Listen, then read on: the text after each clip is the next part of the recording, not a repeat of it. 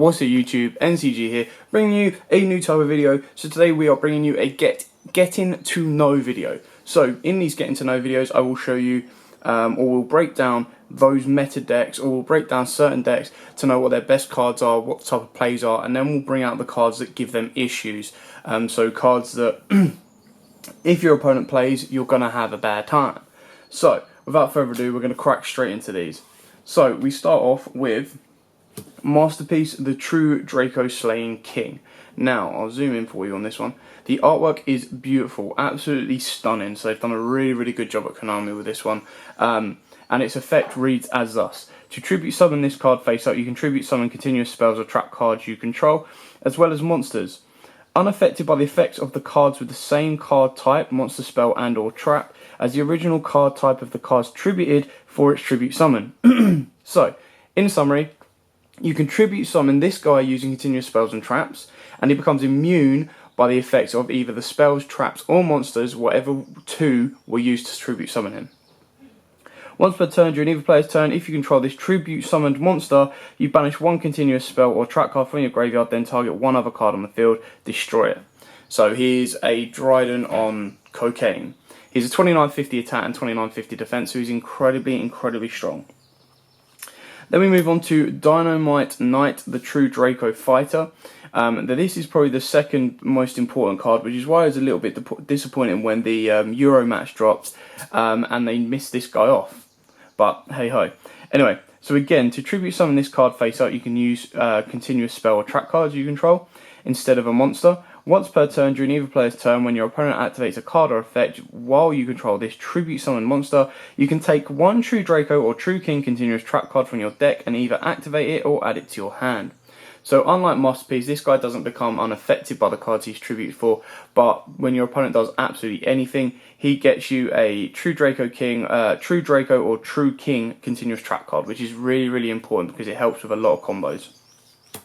Majesty Maiden, the True Draco Caster. To tribute summon this card face up, you can tribute summon a continuous spell trap card again instead of a monster. Once per turn during either player's turn, when your opponent activates a card or effect while you control this tribute summon monster, you can add one True Draco or True King monster from your deck to your hand. So she works out and combos very nicely with Dynamite Knight, because she can then search you out your Masterpiece, and you can do Masterpiece during your opponent's turn with the help of the continuous trap cards. So again, it's very important to kind of understand when to use these cards, when not to use these cards, and how to get the best possible outcome by using these cards. So, moving on to the other Dynamites, or the Dracos casters, we have Ignis Heat, the True Draco Warrior. Now this one is played less than the rest, but it's still very important if you do choose to play him. Now he basically does the exact same as Dynamite Knight, however he does it with spells. So again, you can tribute summon this card using continuous traps or spells instead of a monster. Once per turn during either player's turn, when your opponent activates a card or effect while you control this tribute summon monster, you can take one True Draco or True King continuous spell or spell card from your deck and either activate it or add it to your hand. Now, the way this would work would probably be if you already have a trap, because the traps are the ones that let you tribute summon during your opponent's main phase, whereas the spells that let you have an additional tribute summon during your turn. So he's only helpful if your opponent activates a card during your turn, and then if you use his effect during your opponent's turn, you really want to have a trap already there, so you can tribute off the spell and the trap, make your monster immune by that, and then pop a back row. And then finishing off the Dracos, you have Draef Free, the True Draco Valley General. To tribute summon this card, you can use continuous spells and trap cards again. Instead of a monster, your opponent cannot target face-up True Draco or True King monsters on the field with card effects, except this one. Also, they cannot be destroyed by your opponent's card effects. If this face-up tribute summon monster leaves the field, you can special summon one True Draco or True King monster from your deck in defense position. Now, he's actually a really good card, but he's used less and less purely because people are playing the Dracos in zoos, or they're playing them in as demise variants, so you don't always get the special summon effect. Whereas he is actually an interesting kind of card to play and to try out. The issue is, because he's got a 28 defense, you can't set your monsters unless you do the conventional way of tributing off a monster and setting it. However, you know, a 21 beta is still very, very good. The ability to special summon a true Draco or true King monster from your deck is very, very good if you play the true King variant. Now, the true King variant, obviously, you use the true King monsters. You rely less on demise. It becomes a little bit more, a little bit less consistent because you don't have all that draw power. Because you don't really want to be special summoning out your true Dracos purely because they don't get their effects. They don't become, because each one says they have to be tribute summoned, they won't get their effects to become, you know, Spell Searcher, Monster Searcher, Trap Searcher, and, you know, Banish and Pop. So that is the one kind of interesting tweak about it.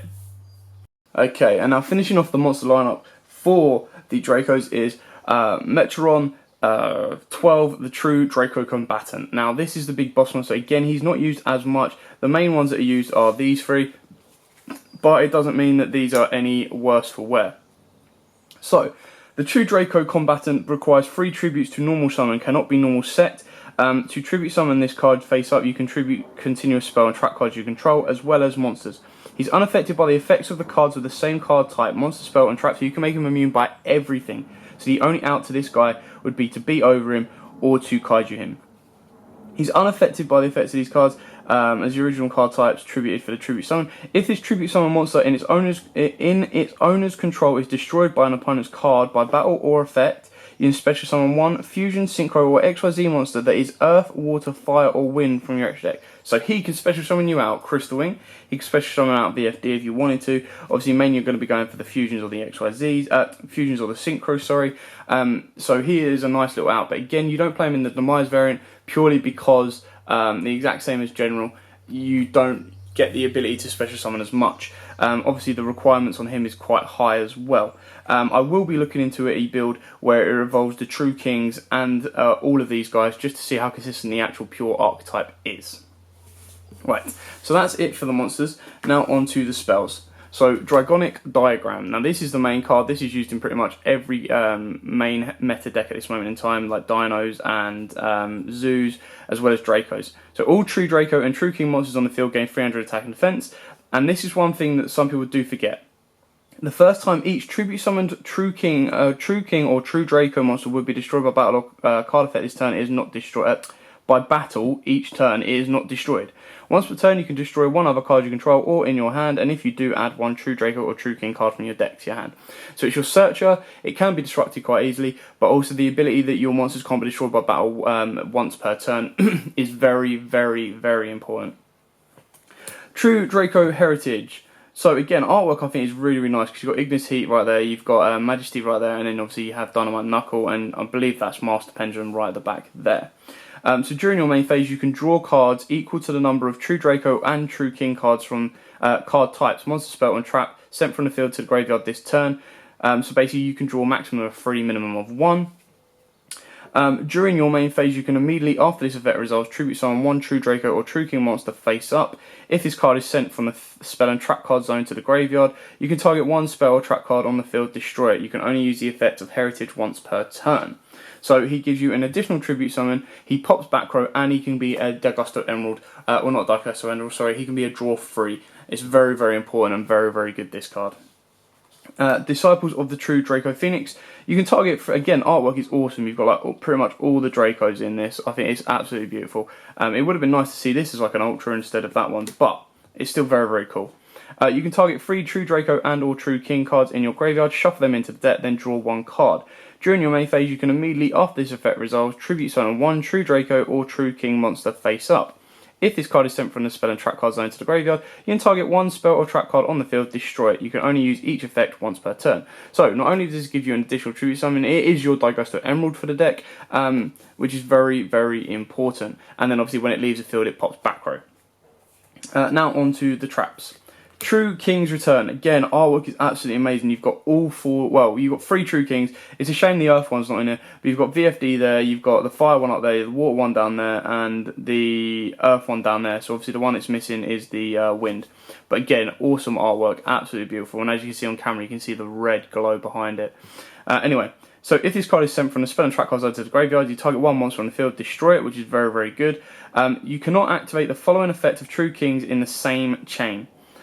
You target 1 True Draco or True King monster in your graveyard, special summon it in defense position, and for the rest of this turn you cannot special summon. Doesn't really matter if you play the Demise variant, it's not that much of an issue. During your opponent's main phase, you can immediately, after this effect resolves, tribute summon one True Draco or True King monster face up. You can only use each effect of True King's return once per turn. So that's very, very good. It is your Monster Reborn or your Oasis Dragon Souls, and it allows you to tribute summon during your opponent's turn. And then we go on to Apocalypse. Again, artwork. I can't speak higher of the artwork. You've got Megatron there, you've got VFD back there, and then you've got Masterpiece there. It's just actually really, really good artwork for the art type. Again, if this card is sent from the spell and trap card zone to the graveyard, you target one monster on the field, destroy it. You cannot activate the following effects of True Draco Apocalypse in the same chain. So 1, you can target one other True Draco or True King card you control, destroy it, and if you do, the attack and defense of all face-up monsters your opponent controls become half their current attack and defense, even if this card leaves the field. During your opponent's main phase, you can immediately, after this effect resolves, tribute summon one True Draco or True King monster face up. You can only use each effect once per turn. So again, it's disruption during your opponent's turn. You just tribute this off, bring out a Masterpiece, pop a back row. It's just constant cycling, which is why Knuckle is very, very, very important.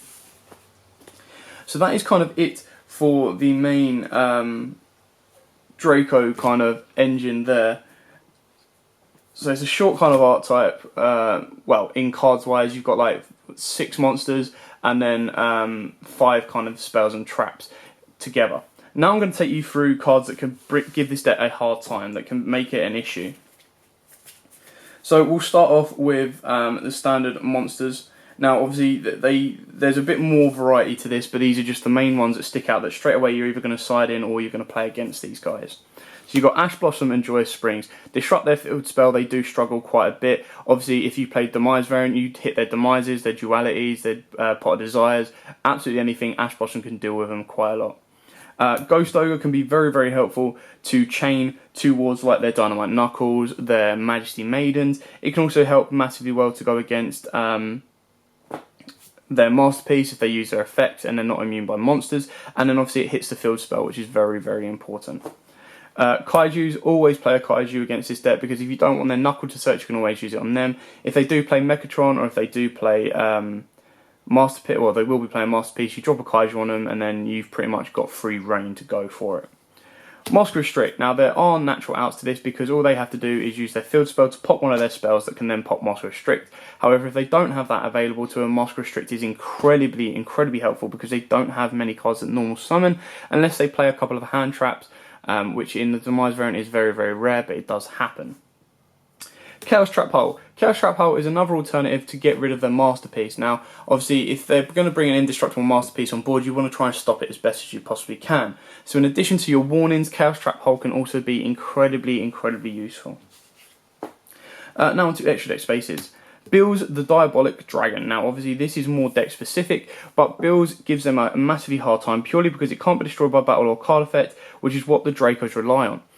Also, when you take damage from an attack involving this card, from an opponent's card effect, this card gains attack equal to the damage you took. So they can't beat over it. They can only beat over it when the field spell's in play, and then they're just going to be giving Bills more attack. So it just allows them to be beaten over, and it's kind of a stalemate. The second Bills hits the board, so that's just why some people do this first turn.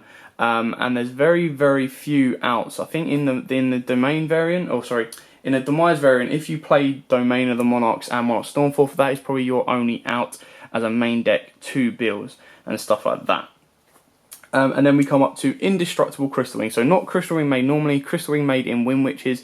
If this is made in Wind Witches, it's going to give you a bad time, purely because it's indestructible by card effect, and all your monsters are level 5s or higher, so it's always going to gain an attack boost, which means it's always going to be incredibly strong. Now obviously it can still negate your smaller monsters like your Knuckles and stuff like that and give it an extra power boost. Again, the only out to this really is Monarch Stormforth in the main deck. You can half its attack with Apocalypse and stuff like that, but it's only going to go so far, and you can't attack it really anyway. You just stop it from attacking you, but then it attacks you, it gains the attack boost. So as you can see, Crystal Wing can be a major pain in the butt for Dracos. So that is just a very, very small handful of cards that can cause an issue for the Draco unit. So yeah, that is kind of it. That is the main deck of True Dracos kind of explained, and getting to know them, and you know, kind of what the meta is going to be. Now I think the art type's amazing, I think the artwork is also amazing, and you know, they can be quite disruptive and very, very good deck. So it'll be interesting to see how people go pure, if people go with true Draco version with the true true kings, or if they just play it the demise variant and go pure. Anyway, thanks for watching. I hope this helps. I hope this gives you an idea of how to face Dracos. I hope this gives you an idea of how, if you're looking to build Dracos, what to do, what to go for.